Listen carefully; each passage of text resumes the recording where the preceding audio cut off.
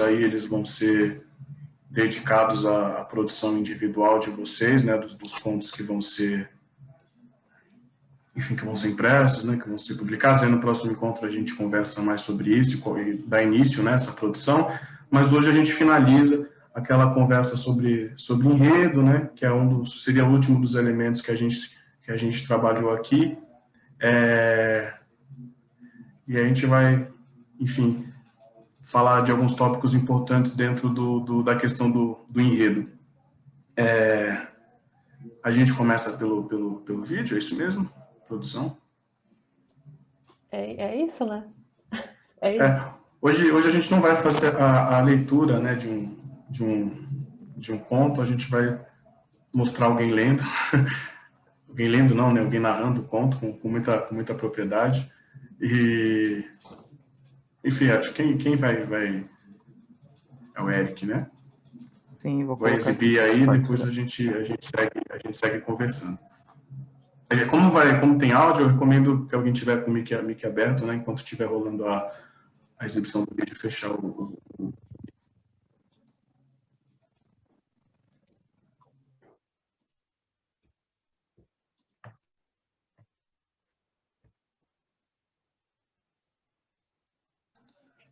Vamos ver a tela? Apareceu aí? Vamos falar sobre O Barreto foi um ativo. Tá com som, né? Tá sim. Tá certo, vou desativar meu microfone aqui. Posso só contextualizar o que é tarlatana? Opa.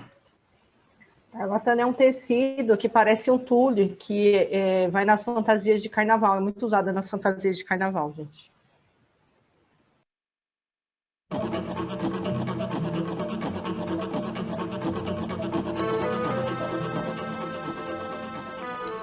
O Bebê de Tarlatana Rosa é um conto típico do pré-modernismo.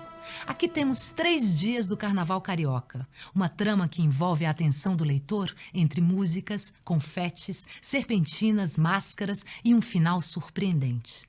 O autor, João do Rio, pseudônimo de Paulo Barreto, foi um ativo jornalista do Rio de Janeiro, então capital federal. Vamos falar sobre uma história de máscara. Quem não teve na sua vida uma máscara? E o carnaval?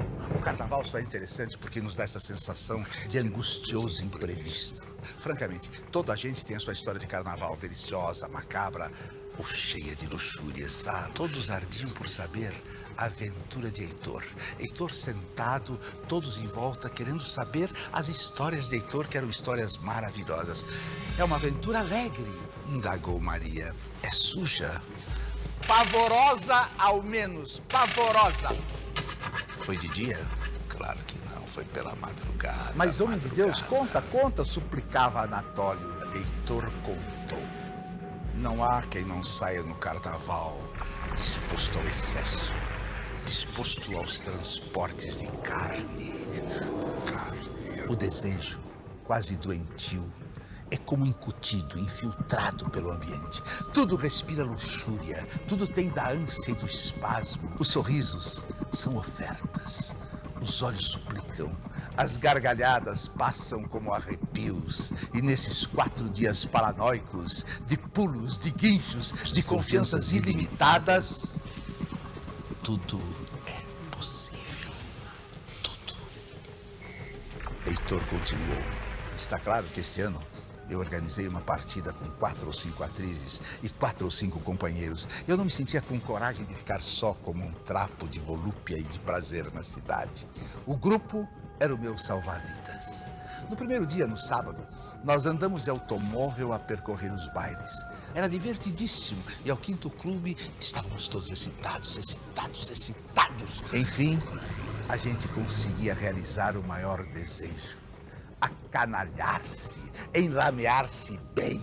E de repente, eu senti que se roçava em mim, gordinho e apetecível, um bebê de tarlatana rosa.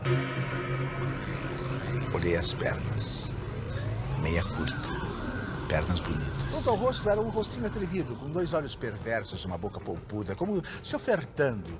Só postiço trazia o nariz, mas um nariz tão bem feito, tão acertado, que foi preciso observar bem para verificá-lo falso. Eu não tive dúvida. Passei a mão e preguei-lhe um beliscão. O bebê caiu e disse num suspiro, ai, dói. Aí nós saímos. E o bebê? E o bebê? Todos queriam saber do bebê. O bebê ficou. Mas no domingo, em plena avenida, eu senti um beliscão na perna e uma voz rouca dizer, para pagar o de ontem. Olhei. Era o bebê Rosa. O bebê Rosa. Eu perguntei, onde vais hoje? A toda parte, respondeu, perdendo-se de um grupo tumultuoso. Não o vi mais dessa noite. E segunda-feira, não vi também. Na terça eu desliguei-me do grupo e caí no mar. Caí no mar alto da depravação. Todos os maus instintos fustigados. De resto, a cidade inteira estava assim. É o momento em que, por trás das máscaras, as meninas confessam paixões aos rapazes. Eu me time nas danças, eu rocei-me aquela gente em geral pouco limpa. Eu insisti aqui e ali, nada. É quando você fica mais nervoso. Eu fiquei nervoso até o fim do baile. Eu vi sair toda a gente e saí mais desesperado quando eu vi parado o bebê de Tarlatana Rosa. Os bons amigos se encontram, eu disse. O bebê sorriu sem dizer uma palavra. Estás esperando alguém? Fez um gesto com a cabeça que não. Enlacei-a. Vens comigo? Procurei dar-lhe um beijo. Ela recuou, os meus lábios tocaram apenas a ponta fria do seu nariz. Eu fiquei louco. Ele disse, aqui não. Aqui não. Metendo-nos pela rua escura e sem luz. Ao fundo, o silêncio das belas artes era desolador e lúgubre. Era enorme o silêncio. O ambiente tinha uma cor vagamente russa. Sem mais dizer, puxou-me. Abracei-a. Beijei-lhe os braços, beijei-lhe o colo, beijei gulosamente a boca. Ai, aquela boca. Aí o meu nariz... Senti o contato do nariz postiço dela. Nariz com cheiro de resina. Uma resina horrível. Eu falei, tira o nariz. Não, custa tanto a colocar. O bebê de Tarlatana Rosa parecia possessa, tendo pressa. De novo seus lábios aproximavam-se da minha boca. Entreguei-me. O nariz roçava o meu. O nariz que não era dela. Eu fui aproximando a mão, agarrei o papelão e tirei aquele nariz. Presa aos meus lábios, com os 2 olhos que a cólera e o pavor pareciam fundir, eu tinha uma cabeça estranha. Uma cabeça sem nariz, com 2 buracos sangrentos atolados de algodão. Uma cabeça que era alucinadamente uma caveira com carne. O bebê de Tarlatana Rosa, meus amigos. O bebê de Tarlatana Rosa. Emborcara no chão com a caveira voltada para mim. Num choro que arregaçava o beijo. Perdoa, ela dizia. Não me batas, a culpa não é minha. É só do carnaval que eu posso gozar. Fosse tu que quiseste. Eu saí correndo. Foi quando eu parei a porta de casa para tirar a chave. Eu reparei que a minha mão direita apertava uma pasta oleosa e sangrenta. Era o nariz do bebê de Tarlatana Rosa. Heitor parou de contar. Houve um silêncio agoniento. Foi uma aventura, meus amigos. Foi uma bela aventura. Quem não tem no carnaval a sua aventura? Esta, pelo menos, foi empolgante. Mas não havia quem não estivesse pensando no bebê de Tarlatana Rosa.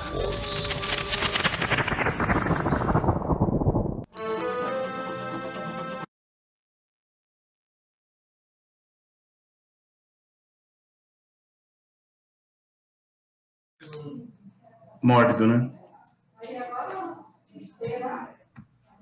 Pedaço. O Eric faz... Você exibe a apresentação também, Eric?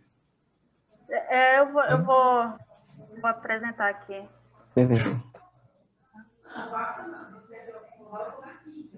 Vamos lá, galera. Tá todo mundo vendo? Sim, aqui apareceu. Tô vendo.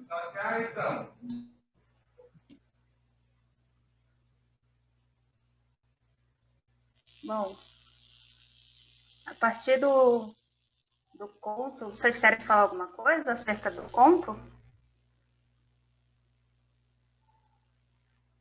vocês perceberam, alguma coisa, alguma impressão que ficou.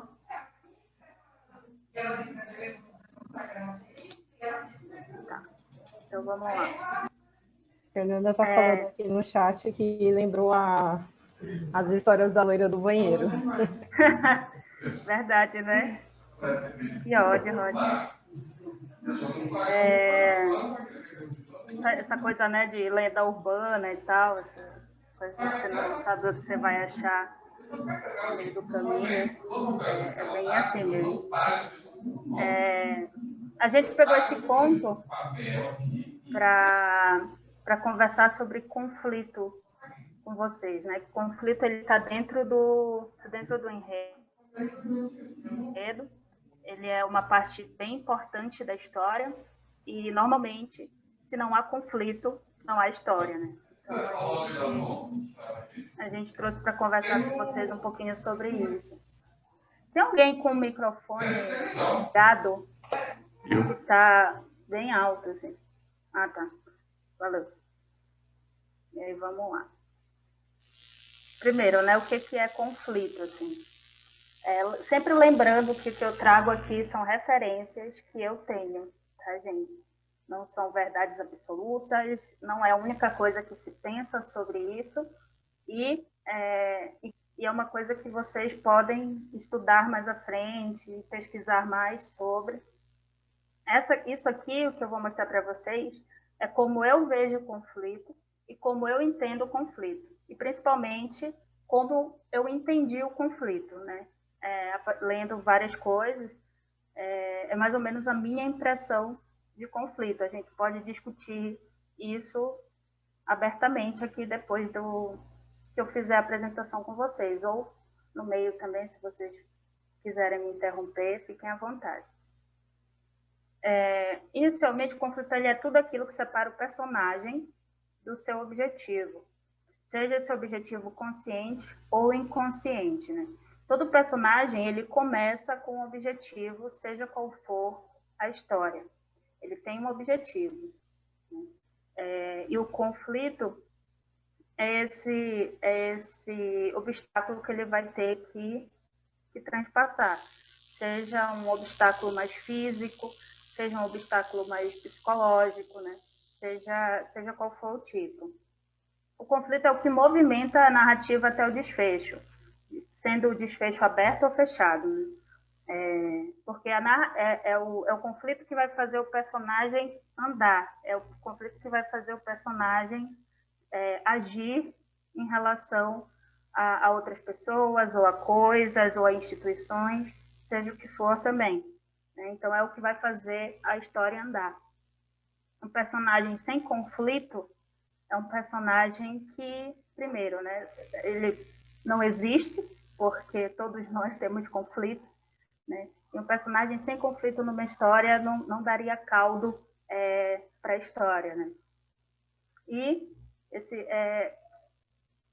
vários conflitos podem ser encontrados dentro de um conto, dentro de uma narrativa, dentro de um romance, né? E ele atinge várias camadas, né? São esses 3 níveis aqui, a princípio. Esse gráfico eu tirei do livro do Robert McKee. Ele é um roteirista, escritor. Ele tem um livro que chama Story, que é voltado principalmente a esse livrinho aqui. Ele é voltado principalmente para roteiro de cinema, e eu adaptei aqui para a gente. Tá? E ele fala de 3 conflitos. Os conflitos internos, que são os sentimentos, emoções, a mente, o corpo, que podem dar pane em qualquer momento, né?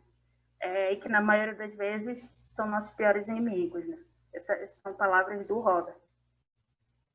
Então, pode ser um trauma, uma perna quebrada, por exemplo, crise de ansiedade, ou qualquer outra coisa que a gente possa colocar no corpo e na mente do personagem. A gente tem os conflitos pessoais, que vão além das relações que o papel social implica, assim, sabe? Não é só o meu conflito com a minha mãe, é um conflito com a minha mãe porque tananá, nananá, nananá, sabe? Ou ela é mão de vaca, sabe? Ou ela não é só pela pessoa mãe, não é só pela pessoa namorada, ou esposa, ou filho, né? Esse tipo de conflito tem outras camadas, né? Não é um conflito pelo conflito, é um conflito porque tem disparidade de personalidade, por exemplo. E tem os conflitos extrapessoais, né? Que são entre instituições, como a polícia, ou, sei lá, a justiça, né?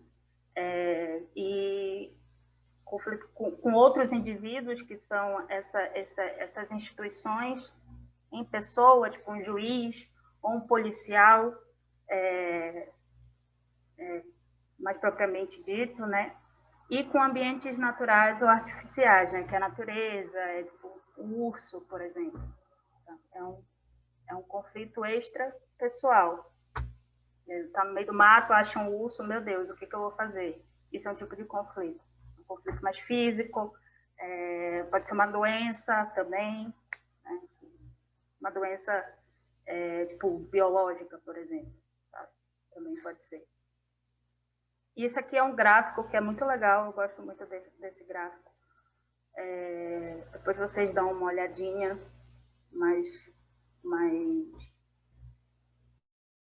uma olhadinha melhor, né? Ele se baseia muito no Jung também, né? Então, sobre consciente coletivo, mente, tal, psicologia. Então, ele se baseia muito também no Jung. Grande parte das pessoas que eu já li sobre teoria de narrativa, eles se baseiam muito, assim. Acho que Jung é um cara que vale a pena ler quando vocês puderem. Aí isso aqui é uma tarlatana, eu fiz questão de colocar porque eu não sabia o que era uma tarlatana, estou mostrando para vocês mais ou menos, acho que esse tecido mais brilhoso aqui. Bom, o Bebê de Tarlatana ele foi escrito por João do Rio, como a moça falou, né, no início do vídeo, que é o pseudônimo do Paulo Barreto. Esse conto foi publicado originalmente em 1910, no livro de contos Dentro da Noite. O nosso protagonista é o Heitor de Alencar, que está contando o caos, contando para os amigos. Ele está lá sentadíssimo no divã dele, falando sobre o que aconteceu com ele. E o objetivo principal dele é curtir o carnaval. Queríamos, né? A maioria de nós, pelo menos. E eu tirei essa conclusão desse trecho, que não havia o que temer, e a gente conseguia realizar o maior desejo, acanalhar-se, enlamear-se bem. Então ele quer curtir, né? Ele tá lá pra zoeira, assim, colocou o corpo para jogo e é nóis, assim, né? Foi o que a gente conseguiu tirar, assim. Aí eu vou fazer tentei tirar, né, do conto esses 3 tipos de conflitos para a gente dar uma olhadinha, assim. E o que saiu foi isso aqui. Como conflito interno, a gente percebe que o Heitor ele queria muito ir para o carnaval, mas ele não queria ir só. Né? Sempre tem alguns de nós que, eu quero ir, mas eu não vou sozinho, só vou se tu for. Mas tu vai, eu vou, sei o quê, vai, sabe? O pessoal fica meio sem coragem, assim, de ir sozinho, né? E tá aqui nesse trecho. Está claro que este ano organizei uma partida com 4 ou 5 atrizes e 4 ou 5 companheiros. Não me sentia com coragem de ficar só como um trapo no vagalhão de volúpia e de prazer da cidade. O grupo era o meu salva-vidas. Justamente porque a gente não sabe o que vai acontecer no carnaval. Então a gente não quer estar só. Se acontecer alguma coisa, tem um amigão lá do lado, ei, me ajuda aqui, né? Inclusive, foi isso que impediu ele de ficar com o Bebê de Tarlatana Rosa na primeira noite de folia. Eles se encontraram a primeira vez, mas comigo iam 5 ou 6 damas elegantes capazes de se debochar, mas de não perdoar os excessos alheios. E era sem linha correr assim, abandonando-as atrás de uma frequentadora dos bailes do recreio. Então ele preferiu não abandonar as meninas com quem ele estava, né, que não perdoariam se ele fizesse isso, e deixou que a folia corresse solta. O conflito pessoal, eu gosto de chamar o pessoal de interpessoal, né, porque é sempre em relação a uma outra pessoa. E é essa constante fuga do bebê, né, porque da bebê, né, que é uma mulher, quer dizer, não sei o que é, mas enfim, essa figura feminina que ele quer porque quer ficar, assim. E ele se encontra com ela, só que não dá a primeira vez, só que não dá para ficar porque ele não vai deixar as amigas só. No outro dia ele encontra de novo e aí ele pergunta: o que tu vai fazer amanhã? E ela fala: vou estar por aí, estou no mundo, né? Todo mundo também e tal. E eles não conseguem ficar juntos também, né? Ele não consegue ficar com ela de novo. Aí, aqui, tem esse trecho aqui do conto, aqui, de onde eu tirei isso, né? O bebê ficou, mas no domingo ficou lá atrás, né? Ele fala que o bebê ficou lá atrás. Mas no domingo, em plena avenida, indo eu ao lado do chofer, no burburinho colossal, senti um beliscão na perna e uma voz rouca dizer: para apagar o de ontem. Olhei, era o bebê rosa, sorrindo, com o nariz postiço, aquele nariz tão perfeito. Ainda tive tempo de indagar. Aonde vais hoje? A toda parte, respondeu, perdendo-se num grupo tumultuoso. E ainda assim, esse conflito pessoal ele se estende quando no final da folia, já na terça-feira gorda, já na madrugada para quarta-feira de cinzas, quando eles conseguem se encontrar e se conversar, ela não quer beijar ele ali. Não, sou tímida, né? Não vai rolar aqui e tal. Vamos para outro lugar, mais escondido e tal. E aí ela fica meio hesitante, assim, né? Depois a gente sabe por quê, mas ele fica até meio confuso, assim. E ele diz: não era preciso mais no carnaval. Tanto mais quanto ela dizia com a sua voz arfante e lúbrica. Aqui não. Passei-lhe o braço pela cintura e fomos andando sem dar palavra. E aí eles saem e vão procurar um lugar para ficar. O conflito extrapessoal, ele fica mais sutil no conto, assim, né? Que são essa coisa da 1910, nem tudo era permitido, né? A gente está lá no comecinho do século XX, então a gente ainda tem algumas regras de comportamento, né? Algumas coisas que a gente não faz, e tem essa coisa de ter que tirar a máscara em algum momento, né? Da noite, porque senão você era suposto que você, sei lá, era algum tipo de delinquente e tudo, né? Então, esse encontro dos dois, ele fica quase sôfrego, assim. Foi uma coisa que eu percebi na leitura, né? Ele fica, nossa, bora, porque tem gente vindo e não podem pegar a gente e tudo. E isso fica bem claro aqui. Então, vamos, indaguei. Para onde? Para a tua casa. Ah, não, em casa não podes. Então, por aí. Entrar, sair, despir-me. Não sou disso. Não sou disso. O que queres tu, filha? É impossível ficar aqui na rua. Daqui a minutos passa a guarda. Que tem? Não é possível que nos julguem aqui para bom fim, na madrugada de cinzas. Depois, às 4, tens que tirar a máscara. Que máscara? O nariz. Assim, e sem mais dizer, puxou-me, abracei-a, beijei-lhe os braços, beijei-lhe o rosto. Gulosamente a sua boca se oferecia. Em torno de nós, o mundo era qualquer coisa de opaco e indeciso. Então, você percebe, bora, né? E até da forma que ele descreve como ele beijou a bebê, né? Então, ele estava querendo o mais rápido possível sair dali para não ser pego pela força policial ou sofrer qualquer, sei lá, esqueci a palavra, mas espero que tenha ficado claro, esqueci a palavra. E aqui eu fiz foram esses três conflitos assim que eu consegui me extirpar assim do conto. E aí eu pensei que seria legal passar para vocês também um pouco de estrutura de narrativa, né? Porque por mais que a gente não use, é importante que a gente conheça para a gente poder mexer nela, sabe? Por mais que você comece com a situação final, por mais que você comece com o meio, ou enfim, a gente tem que ter uma noção, né, de como ela funciona para poder mexer nela, assim. Essa aqui foi a mais simples que eu achei. E aí a gente tem uma introdução e uma situação inicial. A situação inicial é quando o Heitor nos apresenta a si mesmo e o carnaval, né? Então ele apresenta a atmosfera, fala de como tudo é muito possível, de como tudo é muito louco, né, no carnaval, tudo. Aqui no gráfico não tem, mas a gente tem um acontecimento inicial que é o que joga o Heitor para dentro da aventura que ele vai ter, né? Que é encontrar com o bebê de Tarlatana Rosa. Então, se ele não tivesse encontrado o bebê de Tarlatana Rosa, ele não estaria na nossa história lá no fim. Então, é o que impulsiona ele para dentro da aventura, que a gente fala.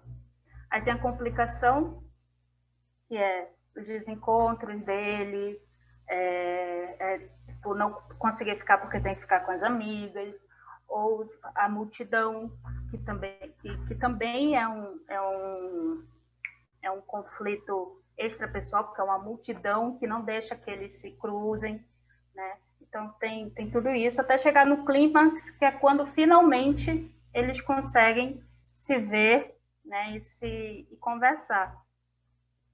E aí eles vão para o lugarzinho lá, e a resolução é que o bebê não é só um bebê, né? Ele é uma criatura que ele não consegue distinguir e sai em disparada com medo. Então essa é a resolução que ele encontra para aquela situação, para aquele clímax, né? E aí a gente tem a conclusão e a situação final, né? Que o Heitor, ele saiu correndo, ele teve toda essa história e ele ganhou mais uma para contar. Assim, apesar de ele não ter sofrido nenhuma grande transformação, né? Ou talvez não, a gente não consegue, né, ponderar muito porque não está no texto, ele saiu pelo menos com mais uma história para contar, né? Essa história ele não tinha, ele ganhou essa história. Então é mais ou menos isso, assim, que eu consegui fazer para vocês. Espero que tenha sido claro. E é isso, gente. Muito obrigada. Qualquer coisa, estou por aqui. Perguntas podem fazer, por favor.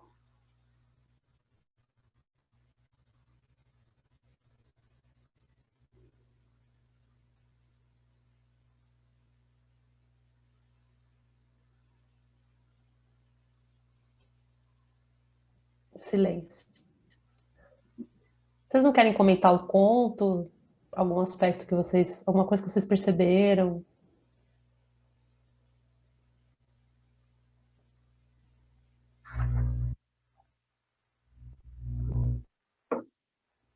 Ficou clara a minha apresentação, gente? Só para eu saber.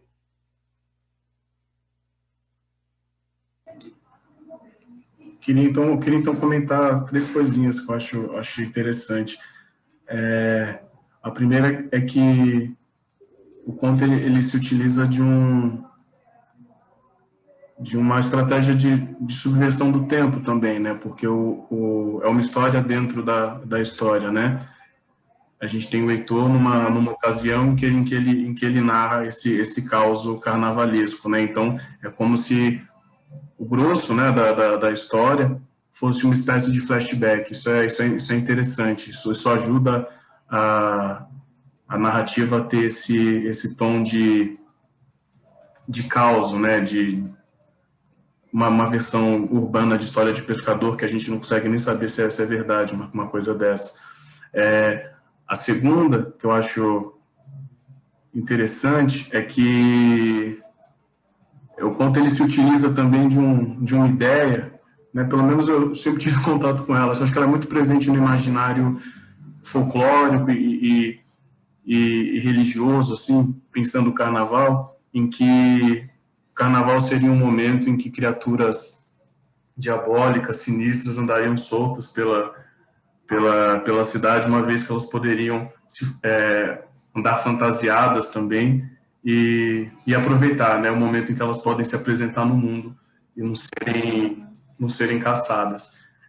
Eu acho interessante, eu achei legal, foi a primeira vez que eu vi isso num conto, assim, com o tema do carnaval. E aí, em terceira, sobre conflito, pensar conflito é muito importante, porque acho que é uma das coisas que mais separa o conto em relação ao romance, por exemplo, né, além da extensão, é que o conto, geralmente, ele se desenvolve em torno de um único conflito, né, com todas essas camadas, mas de um único conflito, de uma única, porque o conflito ele é o coração do conto, a gente pode chamar de célula dramática do conto, né, e geralmente o conto ele parte de uma única célula dramática, ele se desenvolve em torno dela.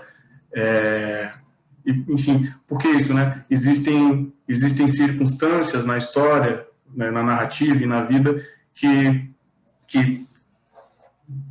tem circunstâncias que são geradas pelo personagem, né? Vamos lembrar então que o Heitor ele se colocou no carnaval, ele queria pular carnaval, né? Então ele estar no carnaval foi uma circunstância que ele criou, né? E existem circunstâncias que se colocam para os personagens, que se impõem a ele, né? Ele trombou com o bebê de Tarlatana Rosa, né? Não foi uma coisa que ele quis, foi uma coisa que aconteceu, que se impôs para ele, né? E a partir desse momento criou-se uma situação ali, né? Um desejo por parte do Heitor, né? E ele passa esses 3 dias do carnaval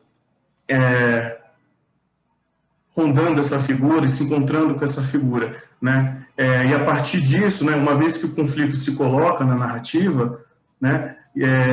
Ele progride num sentido que a gente pode chamar de tensão dramática. É legal ver isso na narração, no vídeo que a gente viu, porque o próprio tom, né, da narração vai ganhando mais gravidade, a trilha sonora vai ficando pesada, aquele momento... A trilha sonora muda. Isso, né, aquele momento em que os dois estão juntos, e aí o nariz da máscara está incomodando, ele tira a máscara, aquilo ali é a tensão dramática progredindo e chegando ao limite, até que ele vê que aquele bebê de Tarlatana é um monstro horroroso, sem nariz, sangrando, e aí você chega no ápice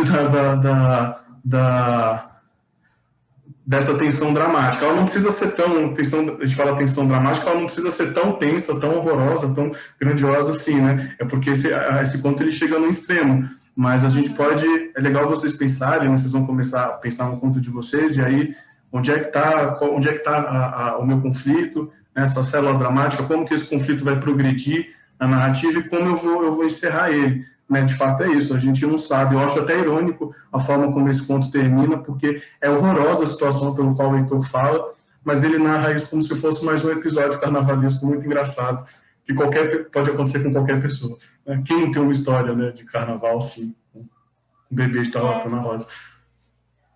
Mas é bom a gente vai começar a escrita, né? É muito bom pensar muito bem no personagem, assim.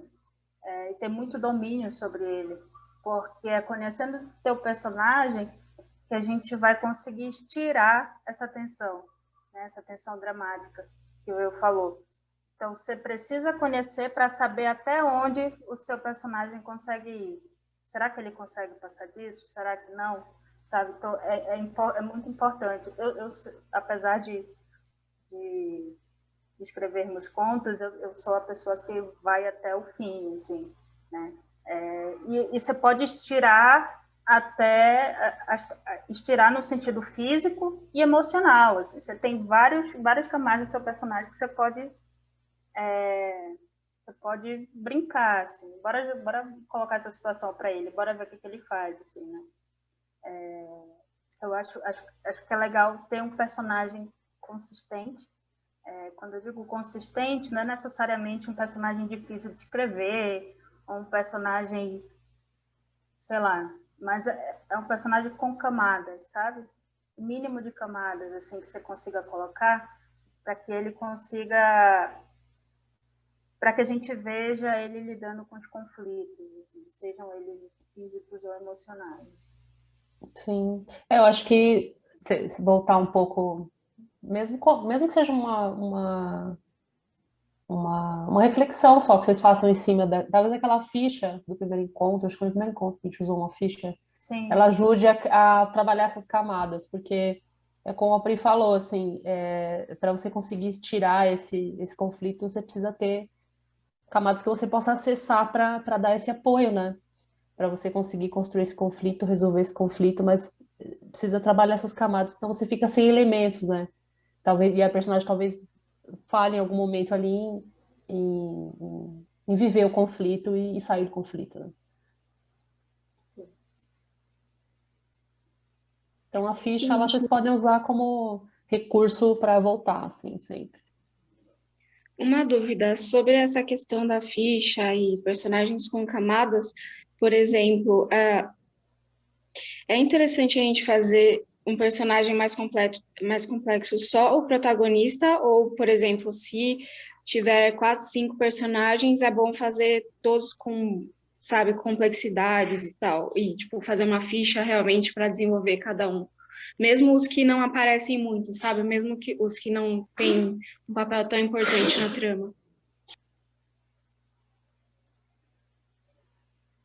Olha, eu indico não fazer, assim, acho que o personagem principal estando bem corpudo, bem encorpado, assim, ele, a menos, é isso que você falou, a menos que esse personagem a menos que esse personagem tenha um papel importante dentro do conto, eu não vejo necessidade, né? A gente tem vários tipos de personagens que são aquilo, né? Só servem ali, ou são escada, ou vem, sabe, só servem para uma coisa dentro da narrativa, ou é o famoso alívio cômico, né? Que é o personagem que está ali só para fazer piada, assim, porque ele não tem nenhuma outra. Isso não é ruim. Às vezes as pessoas acham, mas sei lá, sabe, o que esse personagem está fazendo aí? Ele tem uma função, não é função de protagonista, mas é importante ter também esse tipo de personagem que chega para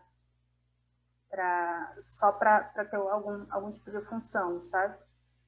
Mas eu indico que pelo menos o protagonista, e se tiver um antagonista, seja ele uma pessoa, seja ele um ambiente, seja ele qualquer coisa que for,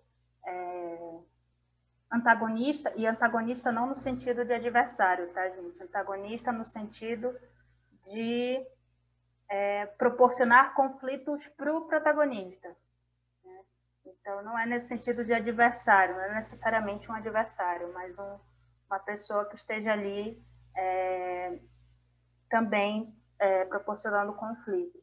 Eu acho que é importante que pelo menos esses dois, assim, você tenha bem emoldurado. Isso se tiver esse tipo de conflito, né, mais externo. Se for um conflito mais interno, aí você vai ter que trabalhar o dobro em cima do protagonista, assim.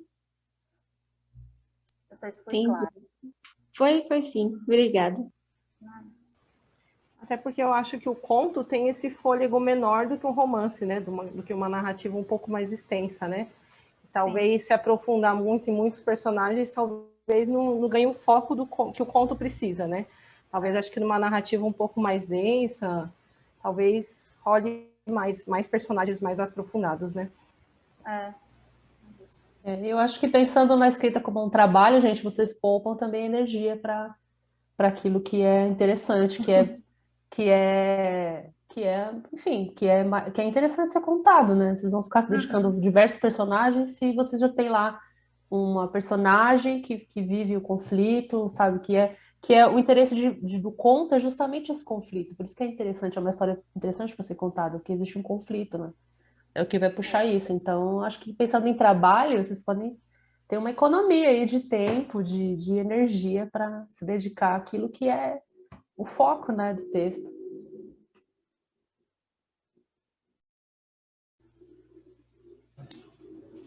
Eu acho legal o negócio que a Priscila comentou, né, de que, né, antagonista não é necessariamente um adversário. E aí a Juliana fez um comentário aqui também de que ficou arrepiada, né, não só com o bebê, mas como com o Heitor também. O bebê de Tarlatana, apesar de ser uma criatura medonha, não parece ser uma criatura malvada, por exemplo, né? Ela chora, ela fica assustada. E por outro lado, o Heitor é descrito como uma figura muito perversa, muito estranha também, né? Dentro desse carnaval, assim, né? Ele é voraz, ele é uma figura meio perturbada, assim. Então é interessante, né?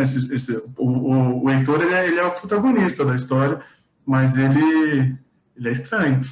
É Ele interessante parece, isso. ele parece um caçador e ela parece uma presa, assim. Ele é muito assim, né? É o Van Só Helsing que do ela carnaval. E ele, é, ele fica buscando essa figura, né, durante os dias. Ah, não vi o bebê, não vi o bebê, até que eles se encontram no último dia, assim. Então ele passa a buscar, meio uma caça mesmo, né, dessa figura, assim. E tem a narração do Abu Janra, né, que é, talvez na leitura do texto, eu recomendo que vocês leiam, porque é uma sim. versão adaptada para essa leitura. Então, se vocês leiam o texto, tem alguns detalhes ali que não apareceram nessa leitura, mas o Abujamra tem toda uma interpretação própria dele, assim, e aquele batom meio borrado, assim, já parece que o cara saiu do carnaval e tá contando a história, né? E é perverso, achei ele uma figura estranha também.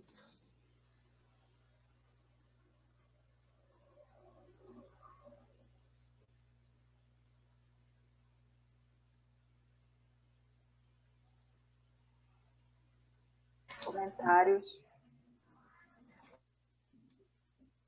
Vamos colocar um samba enredo de fundo aí pra galera se animar, entrar no clima do carnaval cancelado, né?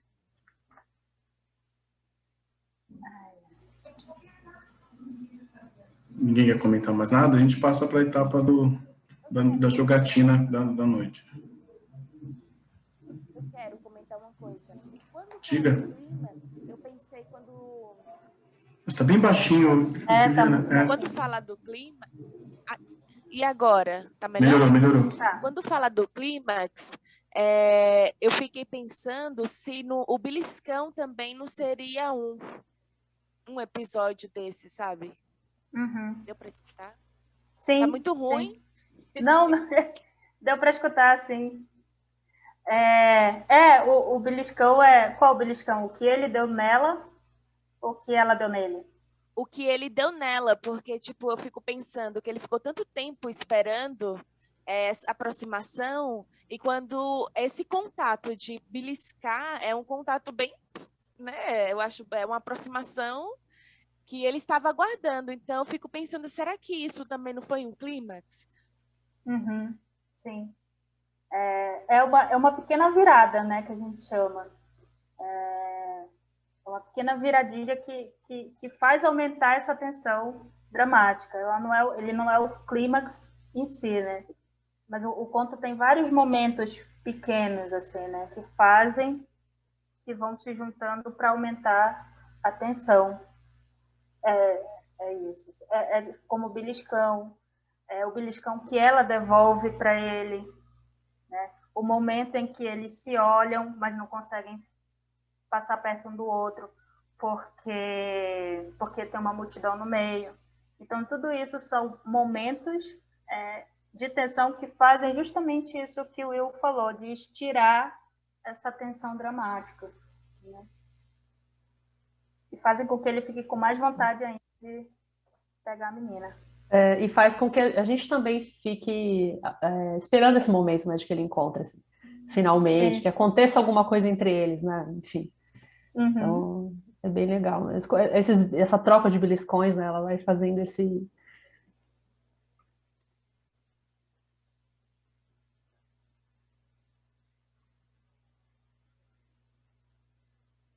E quando ele está narrando a história lá para quem está ouvindo, né, para os ouvintes dele, o pessoal também fica perguntando, e o bebê? E o bebê? Encontrou o bebê, né?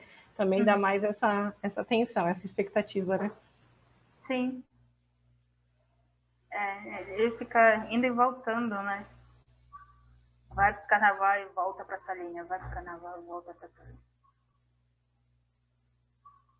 Isso é uma coisa que a Bárbara, sobre a que a Bárbara estava falando, que esses personagens, eles não são encorpados, mas eles estão ali para causar tensão na gente, para fazer a gente se perguntar, e o bebê? Né? Então, eles estão ali, eles têm uma função, mas você não vê eles durante o conto todo, por exemplo.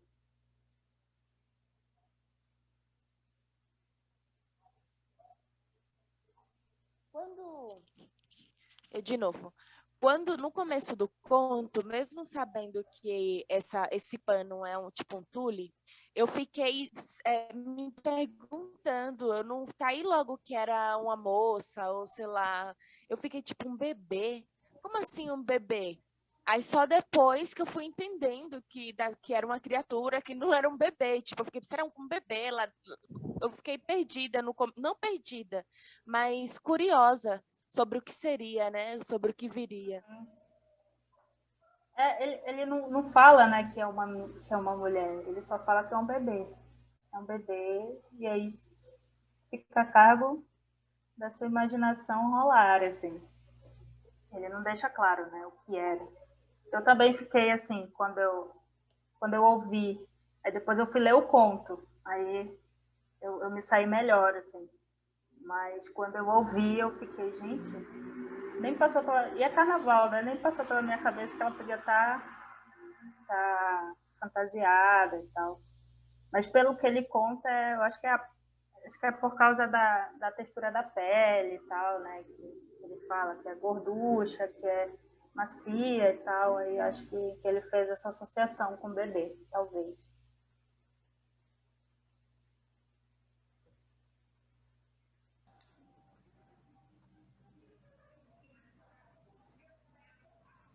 A gente chama de bebê também porque é uma mocinha, né? Eu acho que isso deixa, inclusive, o leitor mais asqueroso ainda, porque ele passa o carnaval flertando com uma personagem que parece uma criança, né? Se apresenta quase como um, então isso que é estranho.